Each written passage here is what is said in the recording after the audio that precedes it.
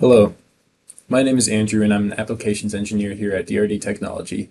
In this video, we're going to be using this model of a motorcycle chassis to explore surface modeling and meshing, specifically using extension and shared topology. Jumping in, we're going to navigate to the Prepare tab and select Midsurfaces. We want to select the entire geometry in one go, so we're going to use a range, and we'll make sure that our maximum thickness is larger than the thickest component. We're going to leave this at the middle since we want mid surfaces, and we're going to leave extend surfaces on, which will automatically extend the surfaces instead of having to manually do so after.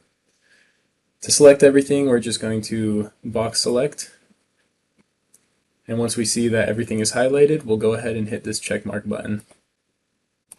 Now that our mid surfaces have been extracted, we can click off and look around to make sure that the extend function worked. As you can see, all components have been extended automatically, with an exception to a couple components. Here we have overlap, so we'll have to apply a specific method to get shared topology. And navigating to these tubes here, we notice that there's some bad geometry between these two, which has prevented these tubes from extending over. We'll go ahead and click extend just to make sure that this isn't possible. And as you can see, nothing happened. There's another way, however, to manually extend these. We're going to navigate to the Pull tab and select the entire edge. Now we'll pull it so that it's intersecting the body we want to extend it to, and we'll use the Split Body tool. Selecting both bodies here, and I do so with a triple click, it will automatically separate the surface on the outside and the surface on the inside. We'll go ahead and click this to remove it, and we'll do so on the other side as well.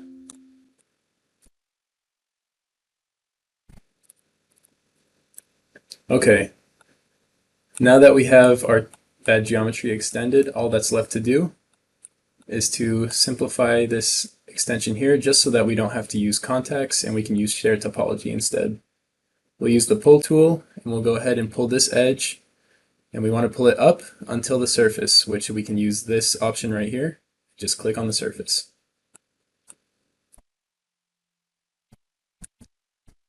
Now, with all our surfaces extended, we're ready for Share Topology. We'll navigate back to the Prepare tab and click on the Share tool. We're going to go ahead and click on the magnifying glass just so we can preview all the areas where we can apply Share Topology. What you'll notice is that everything has been shared except for these two tabs right here. And this is because there's some bad geometry as well as a little bit of penetration. So we're going to increase the tolerance so that we can capture those edges as well. Now, as you'll notice, all of our edges that we want shared are highlighted in red. We're going to go ahead and click the check mark. Once complete, we'll automatically be moved to the Review tool. And I'm going to go ahead and deselect the free edges just so I can see the edges that are fully shared. As you'll notice, everything is shared how we want it, and we are good to move to Mechanical. Here in Mechanical, we have updated our geometry to the surface bodies. You can do this by refreshing the model in Workbench, or you can right-click on Geometry and update geometry from source. Moving through the tree, we'll go ahead and get rid of any automatically generated contacts, as we're using shared topology, and the shared nodes between bodies will act as bonded contact. We can move to mesh, and without changing anything other than the element size, we can go ahead and generate our mesh. In this version, 2025 R2, the automatic mesh method is prime mesh. And as you can see, it is very quick and easy to use, and it sweeps through bodies and generates quadrilateral elements for surface body models. This method is also available in previous versions up to 2024 R1, but you will need to define a mesh method. Change this to prime mesh in order to use it, as it is not the automatic method. Now, there are a couple ways to check for shared topology within your mesh.